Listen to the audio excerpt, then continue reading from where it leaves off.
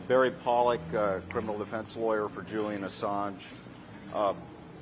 The prosecution of Julian Assange is unprecedented. In the 100 years of the Espionage Act, it has never been used by the United States to pursue a publisher, a journalist like Mr. Assange.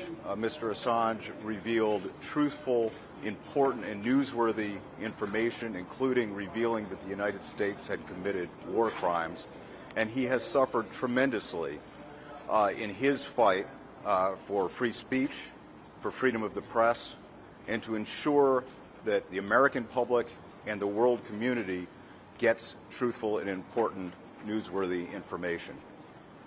We firmly believe that Mr. Assange never should have been charged under the Espionage Act and engaged in exercise that journalists engage in every day, and we're thankful that they do. It is appropriate, though, for this fight to end, and it is appropriate for the judge, as she did today, to determine that no additional incarceration of Mr. Assange would be fair, would be appropriate, and it is time for him to be reunited with his family. Mr. Assange is grateful for all of the support that he has received and looks forward to reuniting with his wife and his children and getting back home to Australia. Thank you. Mr. Polk, is Mr. Assange going to come out and make any statements at all, or be available for a question? Mr. Assange will not be taking statements. When we conclude here, we'll go back inside and we'll leave with Mr. Assange, but he will not be taking questions. What does this mean for the future of WikiLeaks and the work that WikiLeaks is doing? WikiLeaks' work will continue, and Mr. Assange, I have no doubt, will be a continuing force for freedom of speech and transparency in government. He is a powerful voice and a voice that cannot and should not be silenced. Can you speak more about the choice of Saipan as the venue for this? Because his supposed crime occurred entirely outside of the United States, whatever district is the first district that he enters is the appropriate district for him to be prosecuted. By agreement with the government, we decided that this was an appropriate venue. It is closest to Australia. It allowed us to come in, allowed Mr. Assange to walk out a free man, and to quickly get back to his family in Australia. You said that this was happening for years? Does it strike a chilling precedent today by Mr. Assange pleading guilty for other journalists that might pursue national security? What sends a chilling precedent is the prosecution. The fact that the United States elected to charge Mr. Assange with violating the Espionage Act. The court today determined that no harm was caused by Mr. Assange's publications. We know that they were newsworthy. We know that they were quoted by every major media outlet on the planet, and we know that they revealed important information. That is called journalism. The United States prosecuted that. They exposed Mr. Assange to 175 years in prison.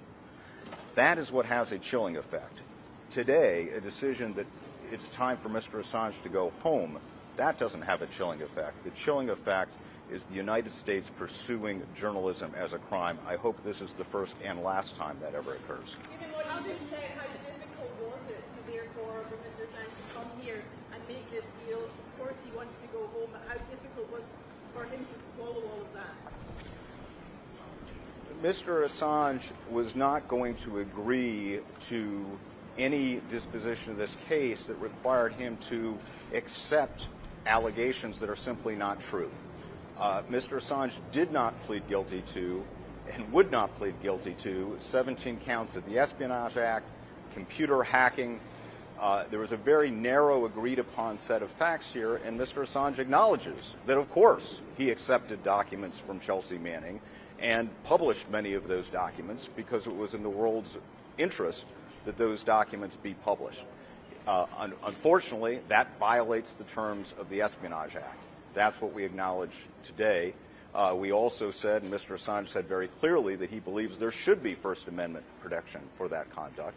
But the fact of the matter is, as written, the Espionage Act does not have a defense for the First Amendment. So what he acknowledged is what he has to acknowledge, which is true and nothing that he should be ashamed of.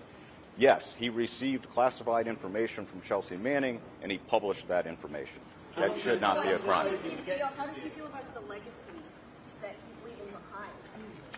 The legacy that he's created and built over the last few years is what he's created. I hope he feels very good about it. He has, I think, spurred an important discussion in the United States about how to balance national security and freedom of the press. He has standed by his principles, putting up with detention in the embassy, incarceration in a high-security prison. I hope that every one of us would have the courage to stand by our ideals the way Mr. Assange has, and so I certainly hope he feels that he has left a powerful legacy, and I am certain that there are other chapters in the Julian Assange story yet to be written. With that, I'm going to turn it over to. So can you tell us how long it took to get this deal? Years? 62 months in Belmarsh to get this deal. I'm going to turn it over to Jennifer Robinson.